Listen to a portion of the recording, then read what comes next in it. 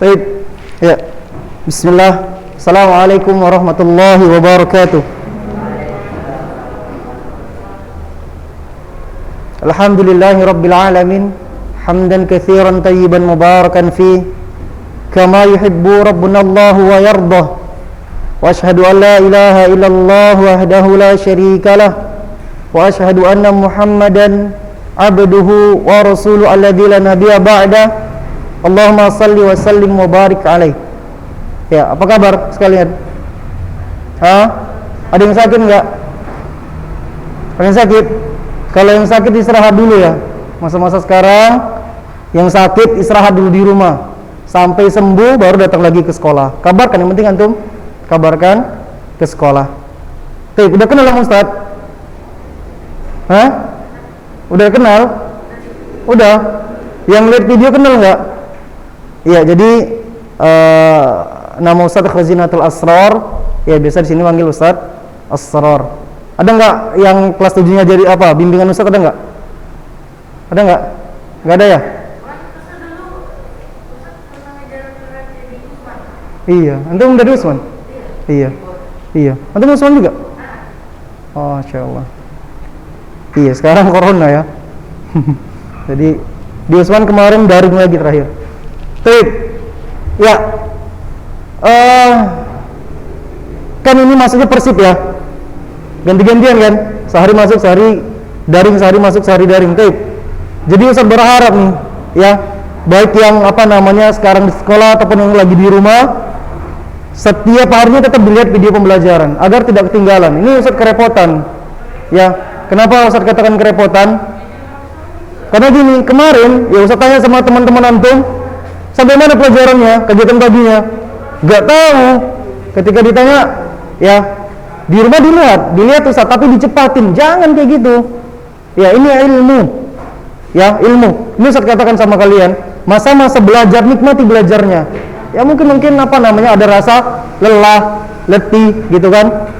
Ya, seseorang yang mungkin dia sudah berusaha, namun dia masih nggak tahu juga. Insya Allah Ustaznya akan paham. Daripada yang nggak peduli, malas-malasan, yang rugi siapa? Kalian nantinya. Ya, berapa banyak orang ketika sudah tua dia rugi. Mudanya nggak digunakan untuk belajar. Ya, kalian belum belum merasakan nikmatnya ilmu itu, masya Allah.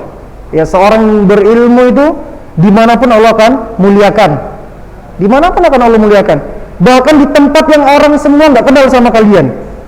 Ya, kan akan mungkin akan melakukan safar gitu kan, datang ke suatu tempat orang nggak kenal sama kalian, tapi karena apa? Karena Allah telah menunjuk hati-hati semua manusia, penduduk langit, penduduk bumi, untuk memuliakan orang-orang yang berilmu, maka dimanapun dia berada akan dimuliakan. Ini masya Allah. Ya, coba saya tanya sama antum, sampai mana terakhir untuk fikihnya? Yuk, kalau yang kemarin saya sempat ulang ya. Sampai mana?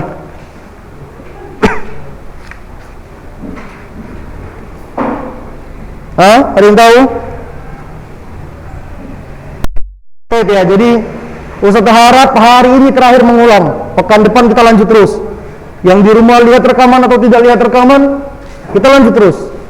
Ya, khawatirnya apa? Di sini nanti. Paham ya?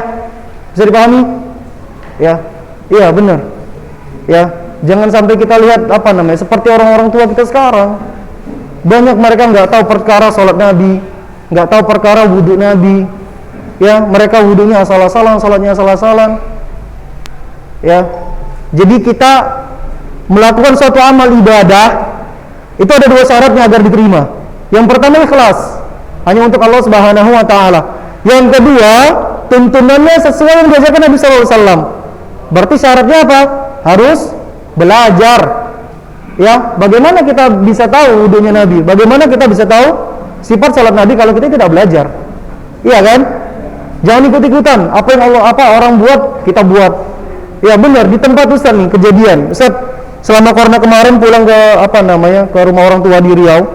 Ya kurang lebih di sana udah setahun 5 bulan lah selama corona. Ustaz nggak balik. Ternyata di sana fenomena apa yang terjadi di sana itu, ketika mereka i'tidal itu tangannya kayak gini, sami Allahu liman hamidahnya dibalik tangannya, nggak menghadap ke kiblat lagi. Banyak seperti ini ya. Ini karena apa? Satu yang berbuat, yang lain melihat, terakhir ikut-ikutan.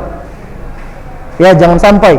Lakukan semua amal ibadah itu karena ilmu yang kita miliki, bukan karena ikut-ikutan. Apa orang buat kita buat, jangan.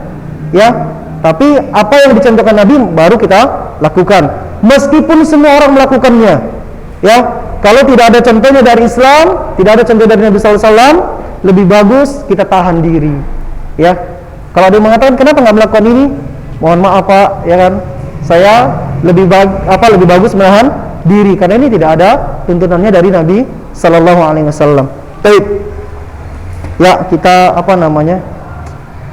ulanglah sedikit lagi ya. Insyaallah untuk pekan depan kita akan lanjut. Ya silakan dibuka bukunya ya. Yang bawa buku, nggak bawa? Masya Allah, kenapa? Hah? Kenapa?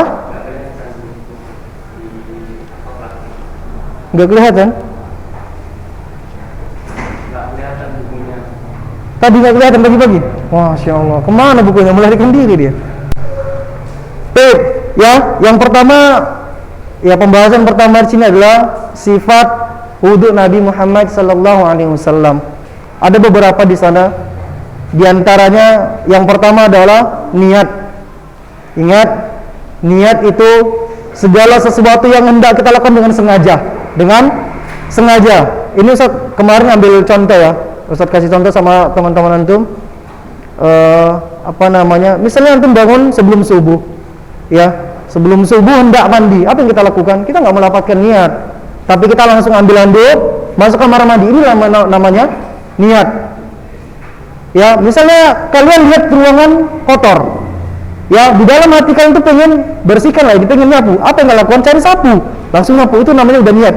Niat ingin nyapu supaya rumahnya bersih, supaya ruangannya bersih. Begitu juga ibadah, jadi niat itu tidak dilafazkan.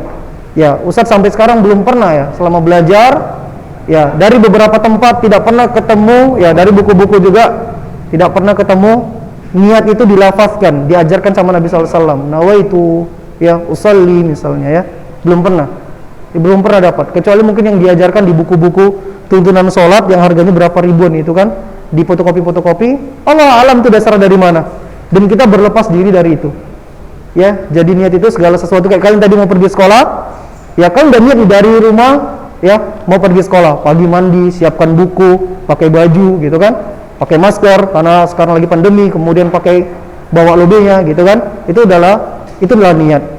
Ya, bahkan niat itu bisa diketahui oleh orang lain. Contoh, azan.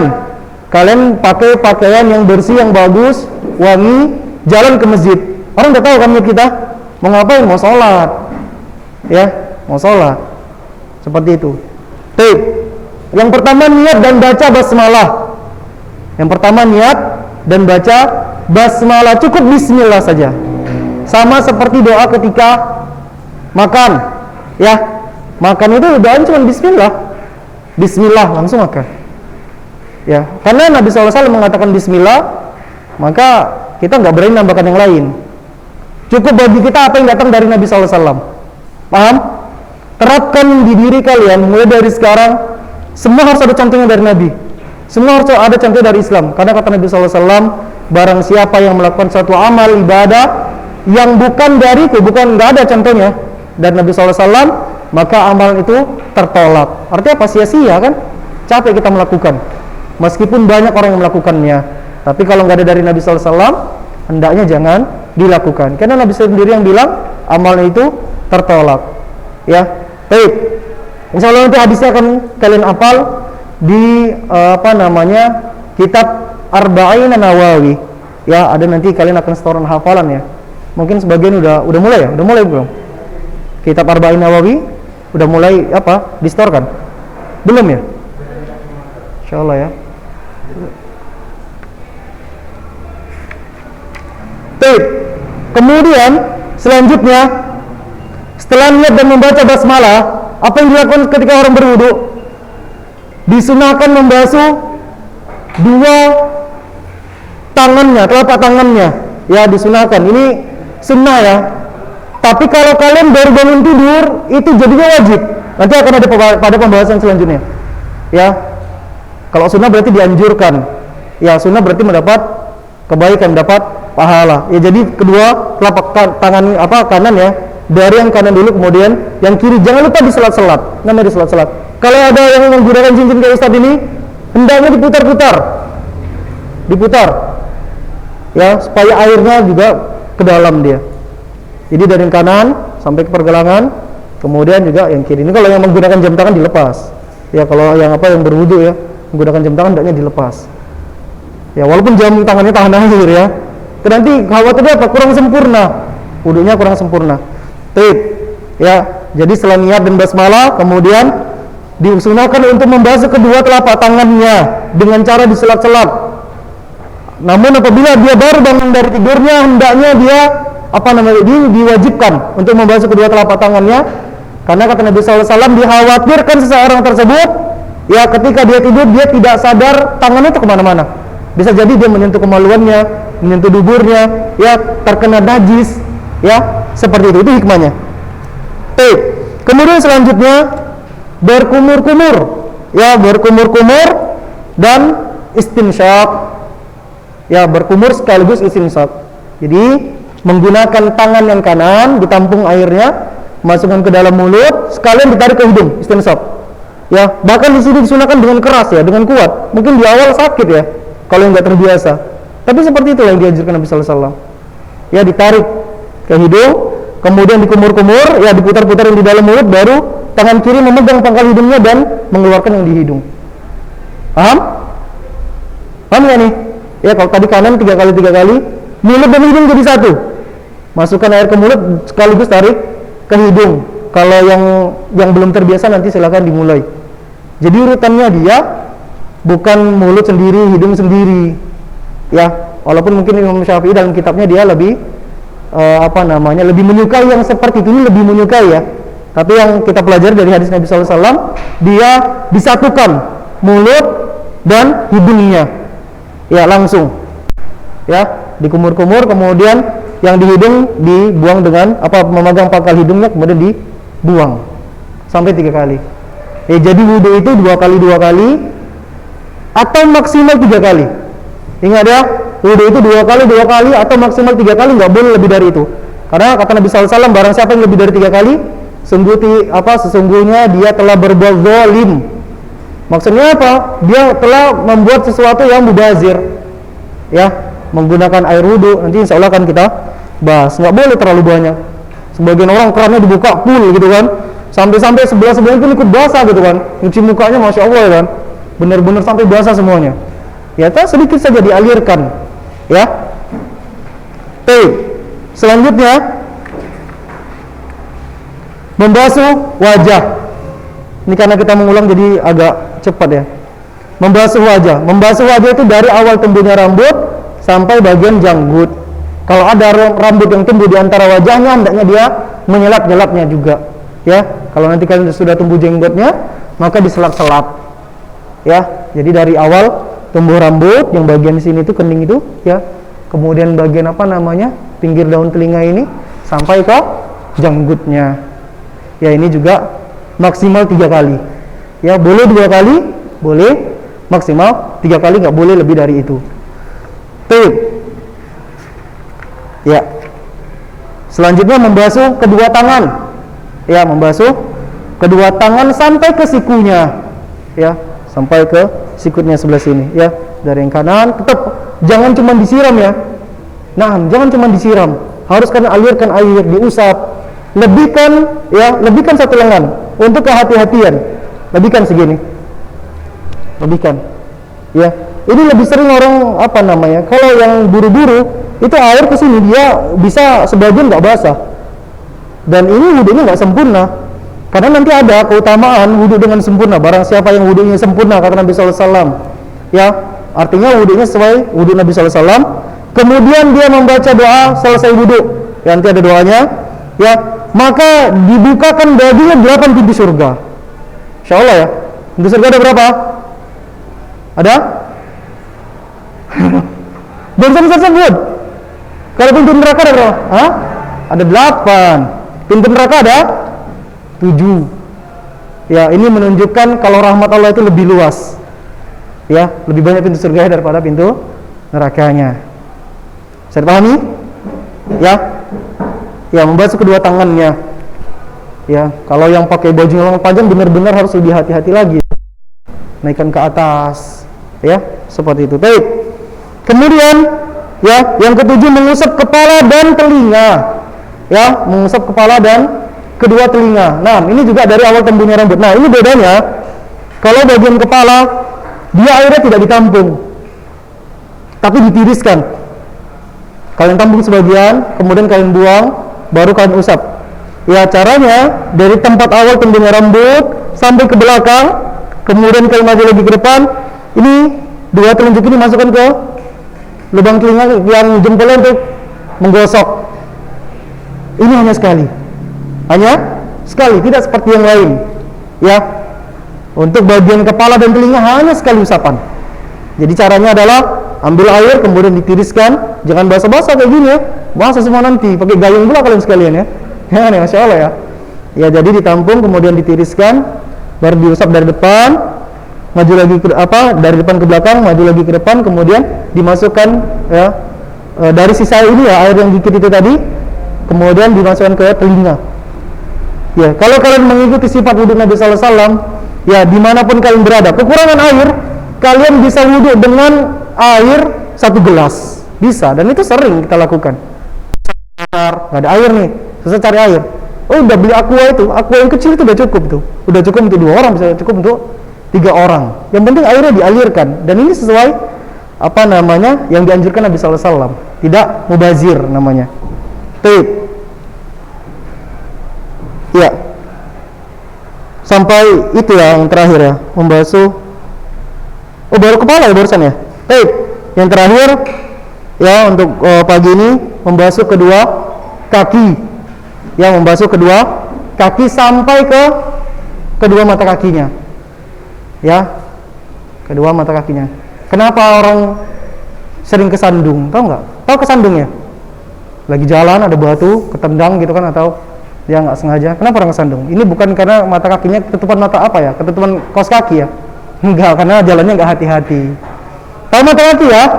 Tahu kan yang agak dia ada bulat di bawah itu 6. Ya. Jadi ini juga harus hati-hati. Sebagian orang kita lihat kalau dia berwudu itu menggunakan apa namanya? Keran tuh, kayak gini-gini kan ya? Air lagi ngalir kayak gitu kan, atau pakai gayung ya, disiram-siram 3 kali udah. Lah, ini nggak benar. Ya.